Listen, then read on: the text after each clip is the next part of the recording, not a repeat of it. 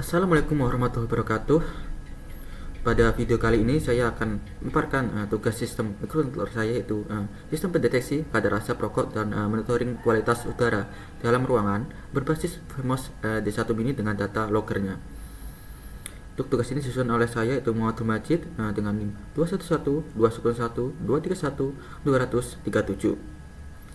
Saya berada di Teknik Microsoft dan Antarmuka kelas B. Mungkin kita langsung saja ke pemaparan materi dan tugas yang telah saya kerjakan. Yang pertama itu ada deskripsi ringkas alatnya. Jadi pada laporan ini membahas sistem pemantauan kualitas udara dalam ruangan yang dirancang untuk mendeteksi polusi udara, khususnya asap rokok. Jadi asap rokok mengandung senyawa berbahaya seperti karbon monoksida yang dapat mengganggu kesehatan pernapasan. Jadi, sistem ini dikembangkan sebagai solusi peringatan diri yang bekerja secara otomatis dan real time. Sistem ini berbasis microcontroller FEMOS D1 mini, yaitu SoC ESP8266 yang terdiri dengan berbagai sensor dan antarmuka. Alat ini dirancang untuk mendeteksi kondisi udara buruk berdasarkan parameter berikut. Yang pertama ada nilai gas asapnya di atas 400 ppm, terus ada suhu ruangannya di atas 30 derajat Celcius dan kelembapan udara di bawah 40%. Nah, apabila parameter tersebut terpenuhi, sistem akan memberikan notifikasi alarm dan merekam data kejadian melalui ke dalam kartu memori ataupun SD card untuk keperluan dokumentasi dan analisis lebih lanjutnya. Nah, untuk komponen yang digunakan adalah sebagai berikut. Yang pertama ada FEMOS D1 mini, yaitu ESP8266, yaitu microcontroller utama yang digunakan yang memiliki fitur Wi-Fi dan mendukung berbagai protokol komunikasi serial. Yang kedua ada sensor MQ135. Ini sensor analog untuk deteksi kandungan gas berbahaya seperti amonia, CO dan asap rokok. Selanjutnya ada THD11. Ini sensor digital untuk mengukur suhu dan kelembapan udara. Nah, selanjutnya untuk antarmuka ada OLED display 1864. Nah, untuk mode penyimpanannya kita menggunakan micro USB modul. Nah, untuk alat yang terakhir ada buzzer. Ini komponen output secara suara yang berfungsi sebagai alarm peringatannya. Kita masuk ke poin ketiganya, yaitu antarmuka microcontroller dan diagram bloknya. Nah, sistem ini menggunakan konsep antarmuka serial sinkron ganda sesuai dengan spesifikasi tugas, yaitu menggunakan protokol I2C dan SPI secara bersamaan. Jadi untuk alur kerja sistemnya dapat dilihat pada diagram blok di bawah ini. Nah, berdasarkan diagram tersebut, antarmuka sistem dibagi menjadi 3 bagian, yaitu pertama ada input. Jadi sensor MQ135 mengirimkan sinyal analog ke pin ADC, sedangkan THD11 mengirimkan data digital suhu dan kelembapannya. Nah, yang kedua ada prosesnya. Jadi di sini FEMOS D1 mengolah data dan membandingkan dengan nilai pembatasnya. Nah, yang ketiga itu ada outputnya. Jadi kemudian ada 3 juga, itu yang pertama ada data visual dikirim ke OLED-nya melalui jalur I12 nya, terus kemudian data log dikirim ke SD card melalui jalur SPI, dan sinyal peringatan dikirim ke buzzer melalui jalur digital input output-nya. Nah, untuk poin keempat ada skematik rangkaiannya. Jadi rangkaian elektronik sistem ini menghubungkan FEMOS D1 dengan komputer eksternal melalui pin-pin GPIO. Nah, berikut ada skematik rangkaian sistemnya. Dapat dilihat dari gambar tersebut bahwa konfigurasi pin yang digunakan adalah sebagai berikut.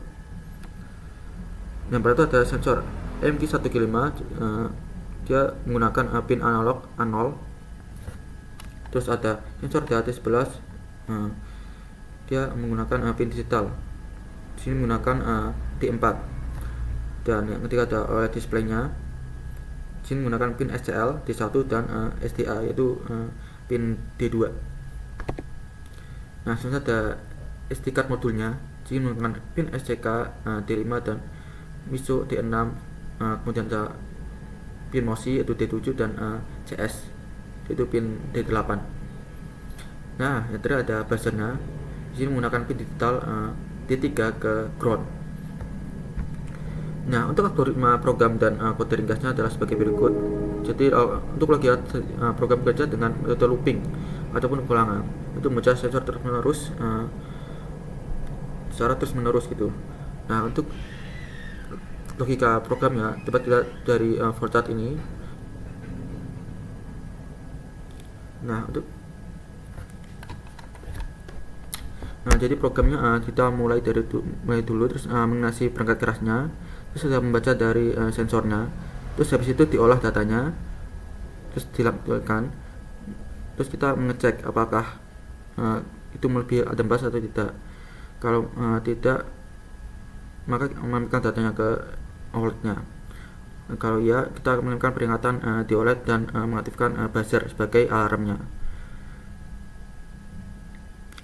Nah, selanjutnya ada representasi kode program diperlihatkan sistem tersebut. Jadi yang pertama itu ada instalasi untuk OLED-nya, terus untuk instalasi untuk SD card-nya. Selanjutnya kita mengakses datanya. Nah, terus setelah diakses data, kita menampilkan layarnya ke layar. Terus kita menuliskan logika untuk peringatannya. Di sini ada kondisi berbahaya, terus kondisi amannya. Nah, kita lanjut ke poin yang ke-6, yaitu penjelasan mengenai operasi fungsional sistemnya. Jadi sistem ini beroperasi secara otomatis saat diberikan daya. Jadi prinsip kerja fungsional ini terbagi menjadi dua kondisi utama berdasarkan hasil pengujian. Kondisi pertama adalah kondisi udara normalnya, yaitu aman. Nah, ini jika kadarnya kurang lebih dari sama dengan per ppm, terus suhunya kurang dari 30 derajat dan pelembabnya lebih dari sama dengan 40%. Nah, responnya adalah buzzer mati, OLED menampilkan nilai sensor secara real time dan data simpan dengan status aman. Nah, kondisi kedua adalah udara buruk atau bahaya jika terdeteksi asap rokok, gas lebih dari 400 ppm dan suhu meningkat tajam lebih dari 30 derajat celcius.